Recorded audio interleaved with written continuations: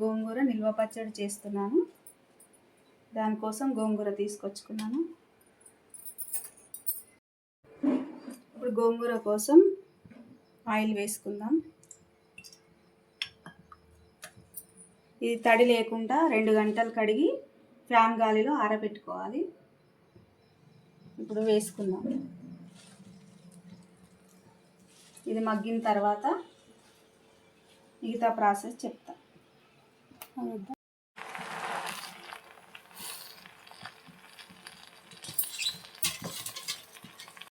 ఇప్పుడు గోంగూర మగ్గేలోపు ఎండుమిరపకాయలు వేయించుకుందాం.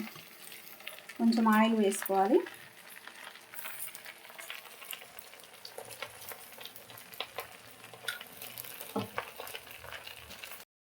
నూనె వేడైంది, జీలకర్ర వేసుకోవాలి. మెంతులు, కొంచెం మినపప్పు, కొద్దిగా ధనియాలు. ఇప్పుడు ఎండుమిరపకాయలు కూడా వేసుకుందాం.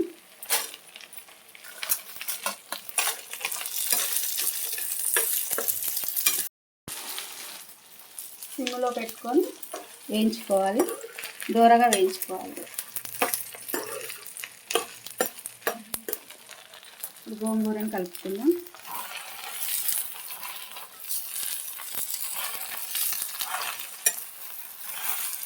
వేగిపోయాయి. ఇప్పుడు పక్కన చల్లారబెట్టుకుందాం.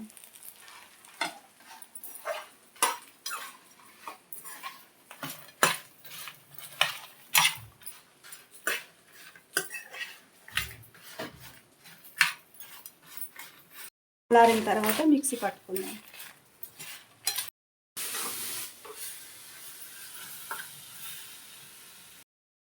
ఇలా గోంగూర మగ్గుతున్నప్పుడు నలుపుకోవాలి. కొంచెం ఇట్లా స్మాష్ లాగా చేసుకోవాలి.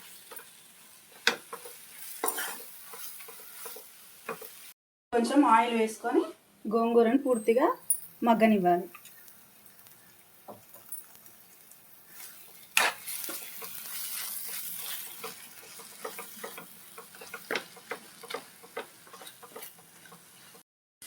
ఇప్పుడు గోంగూర అయితే మగ్గిపోయింది. స్టవ్ ఆఫ్ చేసుకొని చల్లారనిద్దాం.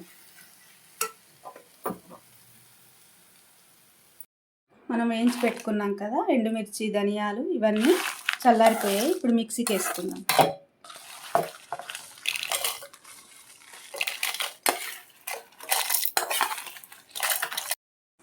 ఇవి వేయించుకున్న ఆవాలు ఇందులో వేసేద్దాం. కొంచెం గల్లుప్పు వేసేద్దాం. కొన్ని ఎల్లిపాయలు వేద్దాం.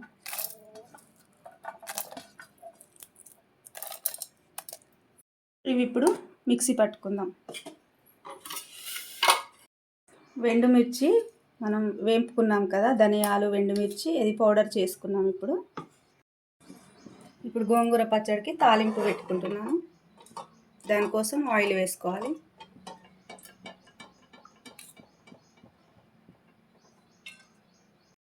ఇప్పుడు ఆయిల్ వేడైపోయింది. ఆవాలు వేసుకుందాం. జీలకర్ర వేసుకోవాలి. కొంచెం కచ్చాపచ్చాగా దంచుకున్న ఎల్లిపాయ వేసుకోవాలి. ఇప్పుడు 2 ఎండుమిర్చి వేసుకోవాలి.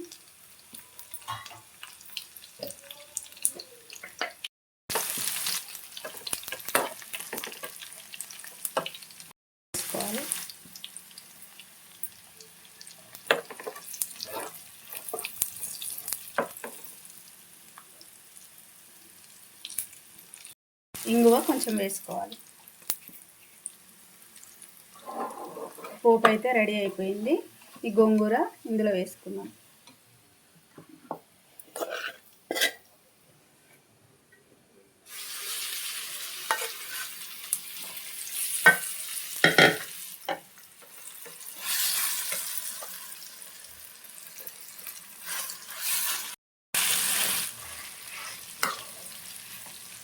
ఇప్పుడు మంచిగా కలుపుకోవాలి. మనం పొడి చేసుకున్న ఎండుమిర్చి పౌడర్ కూడా ఇందులో వేసుకుందాం.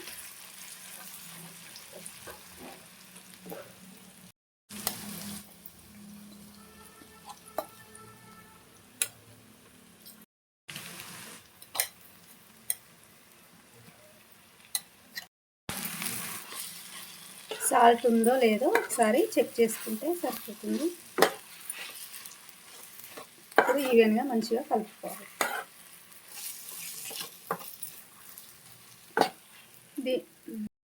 ఇది నిల్వ చాలా రోజులు ఉంటుందండి. ఎందుకంటే మనం గోంగూరను కడిగి 2 అవర్స్ అట్లా ఫ్యాన్ గాలికి ఆరబెట్టుకోవాలి.